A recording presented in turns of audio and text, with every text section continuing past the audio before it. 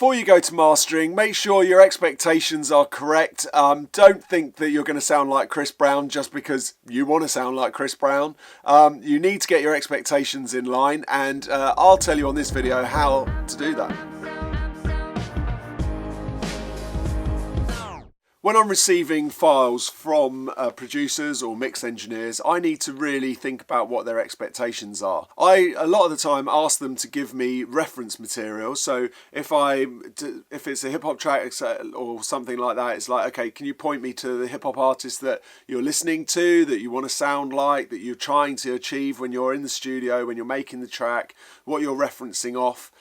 Mainly the thing that I need more than anything from that, the EQ, compression, dynamics, all that kind of stuff, I'm fine, I've got all that covered, I know what I'm doing, but it's more to do with the level that they're going to get their track back. So I really want to manage our expectations on how loud it's going to be, because some people want things really dynamic and some people want things super crushed and loud. So the main thing for me is finding out which way they want to go, and then by asking them for a few reference tracks, then I can sort of get a picture in my head before I start mastering, okay, we're going here, and that's where I need to try and be, and I can then try and match that and get it there. What I need to do also, after I've listened to their track and I've listened to their reference material, is to then feed back to them if there's a massive void between what they've got and then what they're trying to achieve. You know, if they're an artist and they've made the track in their bedroom and, you know, they haven't used great equipment, but then they want to sound like Chris Brown, who's,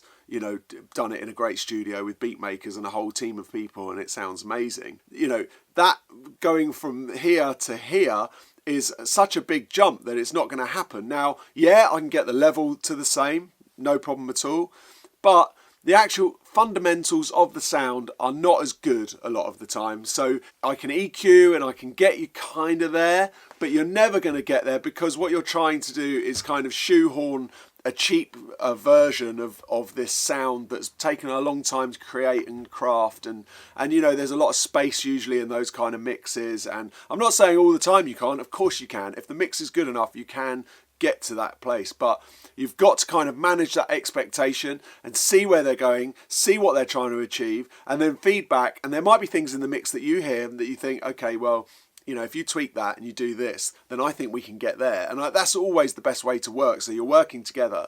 And it's like, okay, I can get you this level. I can get you this bass sound. I can get you this, but you're going to need a bit more space in there. So if you drop this out and you move that around, take some reverbs off, things like that, then just a few little mix advice sort of things. I'm not a mix engineer, but I know how things sound when they're finished. So I can just point those things out, and then we can get to that place. But you really need to manage that expectation in the first place, because otherwise, if you haven't had that conversation, if you haven't had any kind of reference material off people, then when you send the track back and it's totally different to Chris Brown, for example, for want of a better example, they're going to be upset. They're not going to think that you're a great mastering engineer, because mastering at the end of the day saves the world, they think. I'm not generalising, but it's a kind of thing that a lot of people think about mastering, that, okay, we'll leave it to the mastering engineer. But really, you need to have every stage really good, and then you're going to get a great sounding track at the end. So if you can feed back at every stage and then just keep going, so it's like the mix engineer reports back to the recording engineer, says, oh, can we do the vocal again? You know, the vocal's not as good, I could get a better mix if we had a better vocal.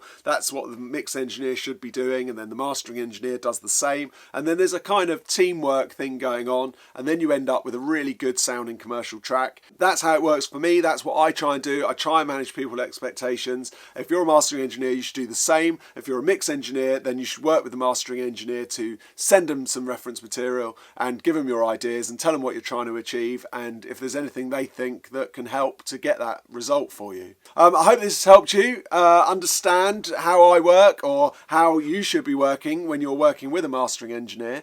If you like this kind of content, don't forget to subscribe. If you haven't subscribed already and you watch my content, make sure you subscribe and like the video. If you want more stuff on audio in general, whether you want to know know about getting your room sounding good, if you want to know the latest speakers, plugins, if you want discounts on that kind of stuff, then you need to become an audio anorak. You need to go to streaky.com, sign up to the Audio Anoraks newsletter. It's only once a month and I send you all that kind of information and you'll love it because there's 25,000 others that love it already. So go to streaky.com, sign up, and I'll see you on the next video, which is probably tomorrow. So thanks for watching. Bye.